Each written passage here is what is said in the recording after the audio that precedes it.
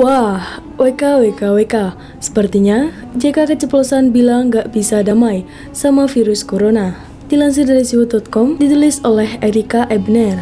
Yusuf Kala memang bisa kita ibaratkan musuh di dalam selimut sejak dirinya masih menjabat sebagai wakil presiden dari Presiden Jokowi. Saya menarik kesimpulan ketika viral di media dan media sosial foto Nyonya Yusuf Kala yang berpose dengan memperlihatkan dua jarinya sebagai tanda dukungan pada Prabowo dan Sandiaga Uno yang saat itu sedang menjadi lawan Jokowi Ma'ruf Amin di ajang Pilpres 2019 kemarin. Sebagai istri dari pejabat negara yang notabene adalah ASN, apa yang dilakukan oleh Nyonya Yusuf Kala cukup membuat kesal banyak rakyat karena seharusnya sebagai ASN, wakil presiden pula, sang Nyonya mampu menahan diri untuk tidak memperlihatkan keberpihakannya pada kubu manapun, juga alias harus netral. Dan setelah Yusuf Kala tidak lagi menjabat sebagai wakil presiden, kecenderungan untuk menjadi pihak kontra dari pemerintahan Jokowi Ma'ruf Amin semakin kentara. Dan selama ini menghadapi wabah corona, tak sekali atau dua kali Yusuf Kala juga mengeluarkan pernyataan-pernyataan yang tak sejalan dengan pemerintahan. Yang terbaru adalah pernyataan Yusuf Kala yang memang menentang pernyataan Presiden Jokowi. Di tengah upaya penerapan PSBB dan berbagai upaya pemerintah dalam menekan angka kasus corona, Presiden Jokowi menghimbau agar masyarakat Indonesia berdamai dengan COVID-19 untuk beberapa waktu ke depan. Sampai ditemukan vaksin yang efektif, kita harus hidup berdamai dengan COVID untuk beberapa waktu ke depan. Dan kita beruntung sejak awal memilih kebijakan PSBB, bukan lockdown atau karantina wilayah. Lalu dengan intonasi bertanya setengah nyinyir, Yusuf Kala berkomentar, "Ndak milih siapa-siapa, tidak bisa diajak berdamai. Kalau yang namanya berdamai itu, kalau kedua-duanya ingin damai, kalau hanya kita, virusnya ndak gimana. Jadi, istilah damai itu agak kurang pas sebenarnya, karena damai itu harus kedua belah pihak. Tidak ada perdamaian bagi mereka, bahwa you kena, you bisa sakit. Gimana ini?" What a ngaco komen. Pak tua Yusuf Kala memang sudah tua. Kita yang masih muda harus bahkan wajib untuk memakluminya jika komentar-komentar dia banyak ngaconya. Yusuf Kala lupa bahwa virus corona bukan manusia. Ketika dua pihak itu manusia dan bukan manusia, maka penentu damai itu tentu saja si manusia. Sementara tuntutan kedua belah pihak setuju untuk berdamai hanya berlaku antara manusia dengan manusia.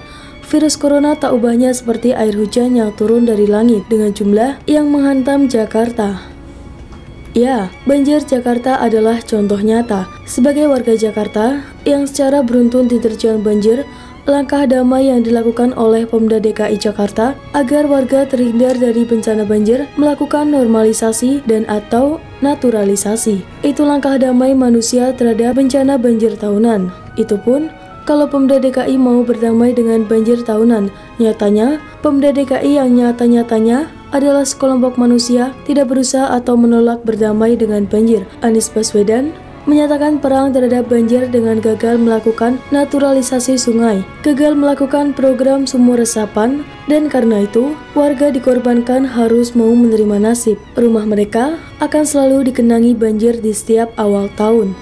Atau analogi lain, kesulitan ekonomi yang terjadi pada sepasang suami istri dalam mengelola keluarga mereka. Jika si istri tidak mau berdamai dengan kesulitan ekonomi mereka, maka dia akan menyatakan perang dan menggugat cerai. Yang dikorbankan adalah anak-anak mereka.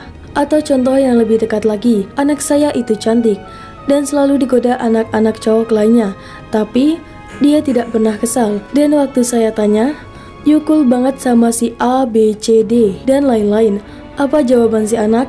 "Well, saya sudah berdamai dengan kondisi saya terima saja. Jadi, saya nggak kesal kalau digoda seperti apapun juga. Apa nggak smart tuh anak?"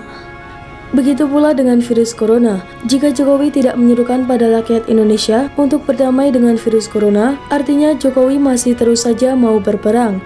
Kalau sudah begini, kondisi ke depan cuma dua kemungkinan. Pertama, perpanjang PSBB, perpanjang ngumpet di dalam rumah, susah bekerja, tidak pergi ke sekolah, dan menutup tempat-tempat umum. Dan negara memperpanjang pula pemberian bantuan-bantuan sosial hingga menguras seluruh tabungan dan anggaran negara. Atau kedua, menolak fakta tentang bahaya virus corona dan masyarakat memutuskan keluar dan kembali kerja. dan menolak melakukan protokol kesehatan. Jika berdamai dipandang tidak pas, lalu berperang dengan virus corona dipandang lebih pas. Itukah yang diharapkan oleh Yusuf Kala? Inikah arti dari makna dari komentar Yusuf Kala mengajak perang COVID-19? Karena kedua pilihan tersebut di atas tentu saja mendatangkan keuntungan pada pihak-pihak tertentu, seperti para mafia alat kesehatan misalnya, yang selama ini berusaha agar wabah corona tidak pernah berkurang, apalagi hilang dari bumi Indonesia. Atau jangan-jangan sepertinya Yusuf Kala nih keceplosan, bilang nggak bisa damai sama virus corona. Topengnya jadi sedikit terbuka. Bisa kalian tebak, apa wajah di balik topeng yang dipakai JK?